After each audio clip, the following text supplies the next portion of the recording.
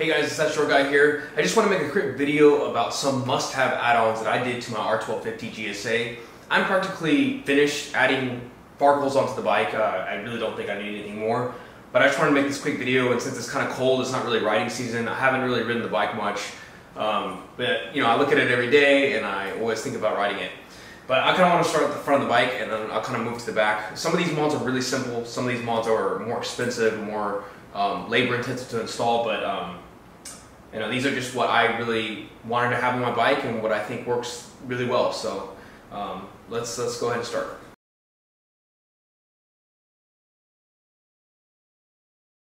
Alright, let's talk about one of the first upgrades I did. This is a Lexan headlight guard made by Altrider, and basically it's just to protect your bike. I mean, imagine a rock going straight through the OEM headlight housing. That's going to be an expensive replacement cost.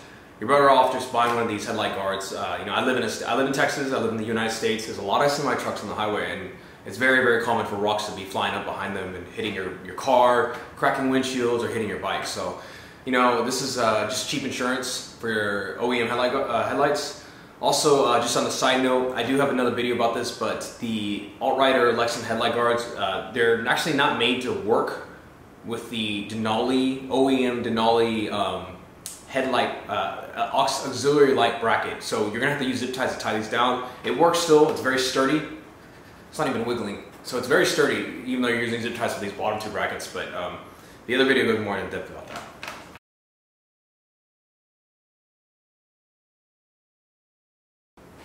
So the second upgrade I highly recommend is the VStream touring windscreen.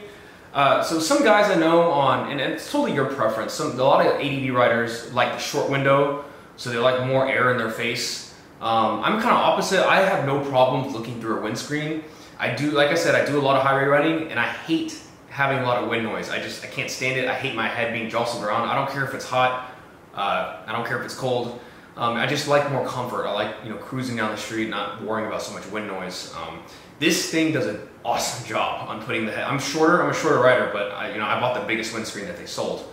But it does an awesome job about getting the wind straight over my head. It also gets the wind over my wife's head, so she doesn't have as much wind noise and wind jostling, and she doesn't get fatigued very fast. So it does great for both passenger and rider. I highly recommend VStream. They do a great job. And this is kind of going to lead me to my next thing that I recommend for the R1250GSA.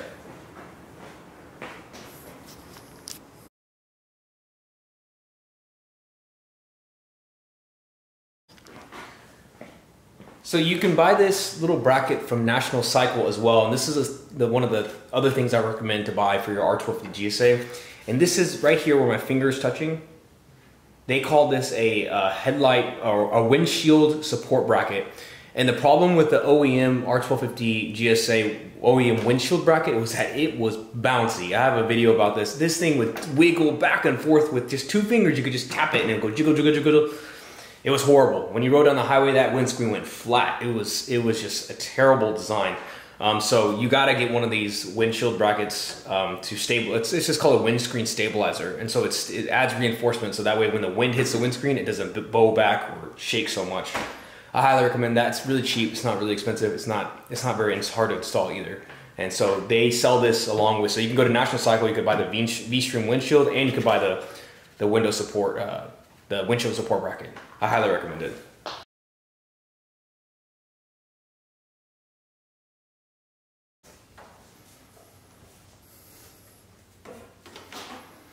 So the next thing I recommend is to upgrade your OEM auxiliary lights. They really weren't that strong.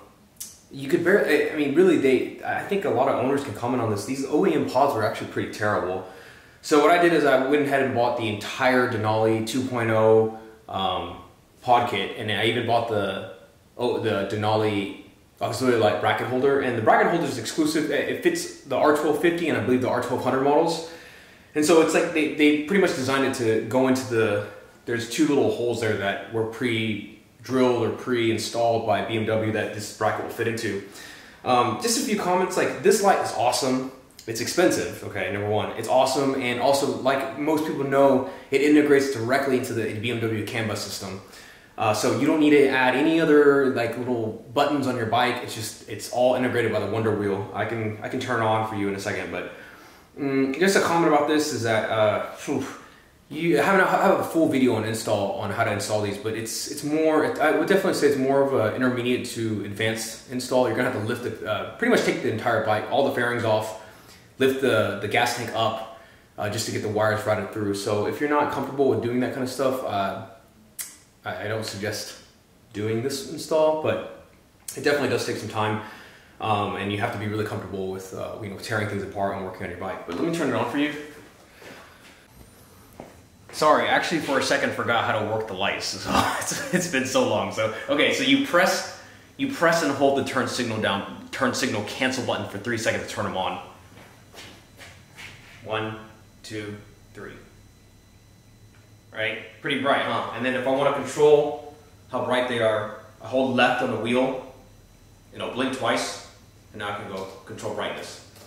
So I love how it's just easy to work these lights, and you don't have to have any other extra side button controls mounted on your bike. It's very clean. Very cool, huh? Turn them off.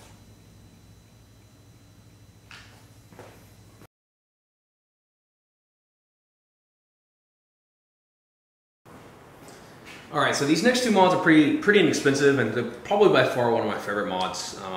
And I have one more that's another favorite mod, but basically all BMW bikes come with a European style cigarette charger. I mean, we live in America, so kind of finding those are kind of difficult. You can order them off Amazon to convert them to a USB charger.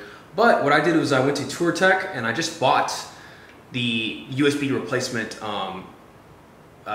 ports. So basically what you would do is you would take out the OEM European style cigarette charger and replace them with the two USB port style from Touratech. And the reason why I did this is because, I mean, most of the time I'm charging my phone when I'm riding. I'm not using that particular port for anything else. And you're gonna ask, oh, but what about keeping your bike on a battery tender? Well, we'll get to that in a second.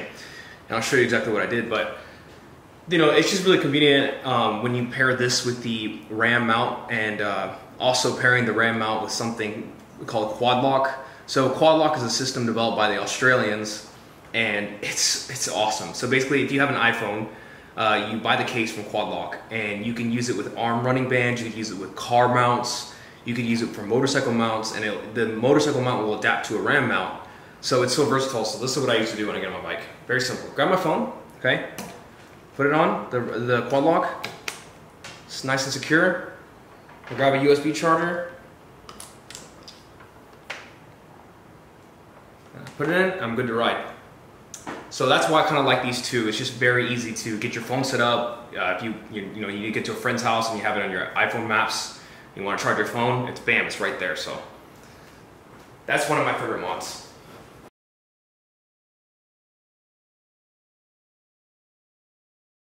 So pay attention to my finger up there on the wall where you see that kind of blue thing underneath the leaf blower. That's a wall-mounted OEM BMW battery tender. So you might be asking, wait, that short guy, you got rid of the cigarette charger up front. Where are you going to use the battery? How are you going to use a battery tender without the European cigarette charger? Well, there's a solution for that right here. So what I did is I took that European cigarette charger and I mounted it right here underneath the seat. This kit is sold by Touratech as well, and it goes directly to the battery. So now, when I need a battery charge or battery tend my bike when it's in storage, just like that.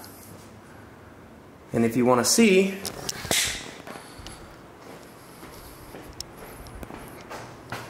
the bike is charging. That's probably my second favorite mod.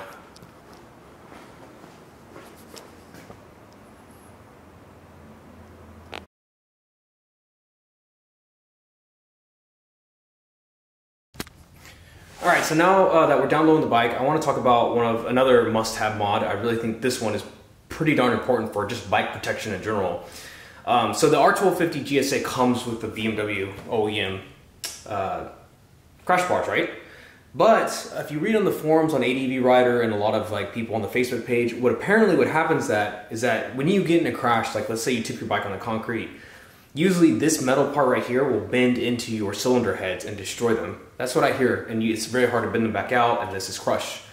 But what I bought, this is from Altrider, and this is an extra support. It looks very OEM, right? It looks very factory OEM. The install and the fit and finish is amazing. Altrider did a good job, but But basically this integrates into the mounting points of the bike, the frame of the bike, and it acts as an additional support so that if you do go down, this metal piece isn't gonna press or bend the cylinder head. So I highly recommend these. I have an install video on these.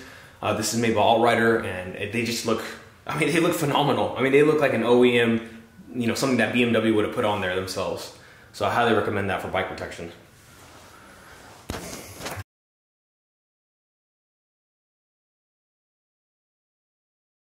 Another one of my favorite upgrades is these passenger lowering pegs. You know, if you ride with the passenger a lot, I ride with my wife quite often. Like, their legs tend to get cramped just because of the design and the ergos of the bike.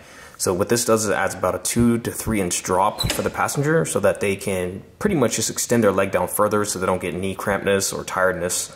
I highly recommend this if you ride with the passenger. I got this off Amazon. It was a generic brand. So you just do an Amazon search for BMW R1200/R1250 lowering pegs, and it should pop up. They're very inexpensive.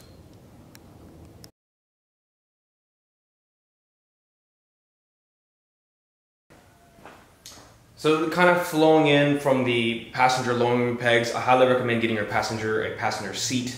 I really like this one. This is from a company called Adventure Sport Touring out in Florida, I believe. I can put the link in the description box. But I really like this particular one because it doesn't have to use the top box as a passenger rest, so you can leave that away. It looks so cool for city riding when I'm with my wife and we're going downtown to meet friends and stuff like that. You know, we could take the pop on the bike, take this, and she's got a rest, and I don't have to carry all the other accessories. You know, I don't need to have the top box with it. So, highly recommend this for your passenger's comfort.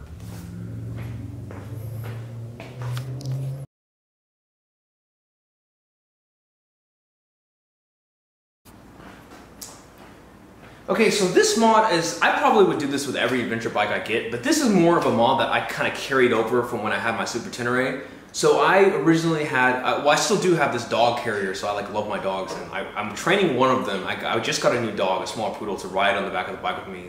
Kind of was inspired by the story by this couple. They developed something called the Pillion Pooch. But anyway, to have that installed on any bike, you need to have an extension plate. And so this one was on my Super Tenere, but I retrofitted it to fit on this bike. And the way I did that basically was I pretty much had to get rid of the OEM BMW pannier cases and the mounting supports for them. So when I bought this bike, it came with those awesome OEM BMW adventure riding, the OEM case top boxes and stuff like that. But I sold them for a very good price. I replaced them with the GV Outback Trekkers kit. And so you can see this back plate here is from Altrider, and they've retrofitted this to fit with the GV Outback Trekker, but then additionally on this, I drilled some holes, put some screws, and I made a bigger plate. So this will actually fit the top box, the GV Outback Trekkers. I have a video on that already. But I kind of like this because, like, yes, I can put the dog carrier on here if I wanted to. And additionally, if I'm just like doing some certain off-roading stuff, I can it's kind of a bigger platform where I can tie down things. It wasn't expensive to do, this is not an expensive upgrade, but I'll also show you why this is probably one of my favorite too. I would say this is my third favorite upgrade I did because this allows me to add a Rotopack. And let me show you that. Let me reposition the camera. Because I had changed the OEM BMW rack to be adapted with the Altrider BMW rack, then adapted with this extension plate that I would put on, this kind of became a great modification to this bike. It's really not expensive to do, and yes, I know this is an R1250GSA. It has a huge gas tank, but when you're riding with friends who don't have such a big gas tank, you know, you're gonna have to make a lot of stops, and sometimes you just don't have the ability to make a stop and they're running low on gas. So with this extension plate, I can have a Rotopack mounted in the back, just like this.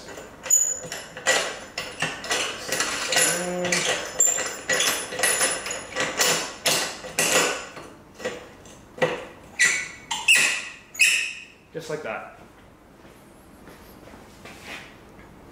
And it's like nice because it's out of the way. You can see it's out of the way of everything, right? You can still have your top box up the top.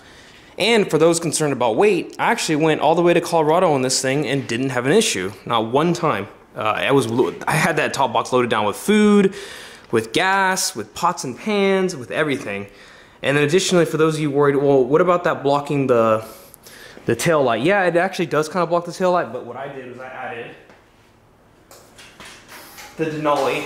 This is integrated with the CAN bus system, the Denali rear brake light, so it'll light up. That way you don't have to worry about them not seeing you push the brake light. You got a second one there. But yeah, that's one of my favorite mods as well. So that concludes this little mini series about my favorite add-ons to this bike. I kind of highlighted basically a brief of everything that I've done. There are individual videos on my channel detailing exactly how certain types of these mods are done step by step, so go check those out. Let me know if you have any comments, I'll try to answer them. And I hope you guys enjoyed the video. Give me a thumbs up if you did. Thanks.